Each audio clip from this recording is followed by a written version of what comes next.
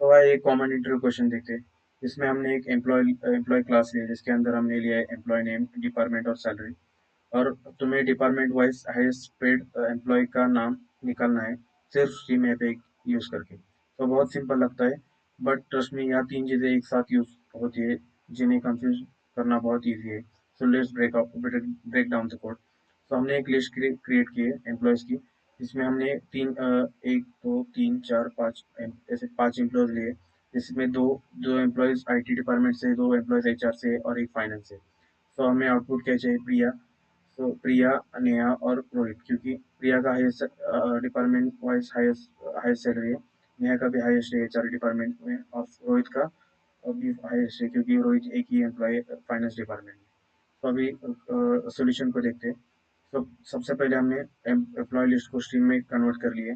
तो अभी grouping by use किए। तो बेसिकली ये एक मैप बनाता है जहाँ की होती है डिपार्टमेंट और वैल्यू होती है उस डिपार्टमेंट के सारे एम्प्लॉयज की लिस्ट। तो ये एकदम एसक्यूएल की ग्रुपिंग बाय जैसा सोच लो। और उसके अंदर हमने लिया है मैक्स बाय।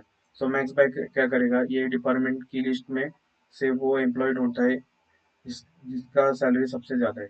और उसके अंदर हमने लिया है कंपेयरिंग इन क्या करेगा कि कंपेयर करेगा सैलरी से जिसका सैलरी बहुत सबसे ज़्यादा है। अब एक चीज़ नोटिस करो, हमने मैक्स बाय लिया है। मैक्स बाय क्या करता है? मैक्स बाय का रिटर्न टाइप होता है ऑप्शनल, क्योंकि लिस्ट एम्प्टी भी हो सकती है। सो ये नल पॉइंटर एक्सेप्शन थ्रो करेगा। सो ऑप्शनल क्या करता है? नल पॉइंटर एक्सेप्शन थ्रो नहीं करता। सो आउटपुट सो चलिए हम आउटपुट की तरफ देखते हैं। तो ये देखो, फाइनेंस में रोहित है, एचआर में नेहा है और आईटी में प्रिया है। तो ऐसे कोडिंग क्वेश्चंस के लिए फॉलो कीजिए लर्न विद आकाश को।